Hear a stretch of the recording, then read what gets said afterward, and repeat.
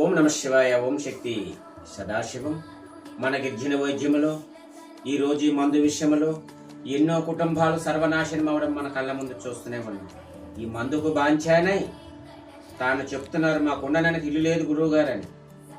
మేము ఎక్కడో లేబర్ పని చేసుకొని ఒక అపార్ట్మెంట్లో సెక్యూరిటీగా పనిచేసి మాకు నెలకు 4,000 రూపాయలు ఇస్తున్నారు గురువు గారు. ఉండే ఇల్లు అమ్మేసి మా బిడ్డను మ్యారేజ్ చేసిన మా గతి లేక అక్కడ ఏదో పని చేసుకొని బతుకుతున్నాం. తనకి మా భర్త మందుకు బాంఛన అయిపోయి ఉన్నాడు, తనకు మార్చండి స్వామి అన్నాడు.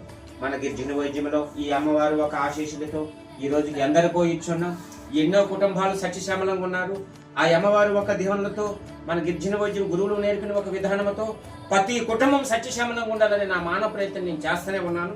ఈ రోజు తాను అన్నిటికీ అంగీకరించాడు కాబట్టి మందులో ఒక పసరేసాం, ముక్కులో ఒక పసరేస్తాం. 3 రోజులకు మందు ఇవ్వడం అనేది జరుగుతుంది. నాయన మీరు ఎక్కడి నుంచి వచ్చారు? బొబ్బిలి. మీ పేరు? సంభంగి మాధవ నాయుడు. బొబ్బిలి నుంచి వచ్చి ఉన్నాడు. ఎన్నో వ్యక్తి? 383వ వ్యక్తి. ఈ సంభంగి మాధవరావు అనే వ్యక్తికి ఆ దుర్బుద్ధి దురాలోచన పోవాలని, ఆ కుటుంబం సత్యశ్యామలంగా ఉండాలని ఈ రోజుతో ఈ అమ్మవారు పాదాల సాక్షిగా ఈ మాధవరాజు అనే వ్యక్తి ఈ రోజుతో ఈ మందు అనేది బందని చెప్పడం జరిగింది. ఓం నమ శివాయ. ఓం శక్తి సదాశివం.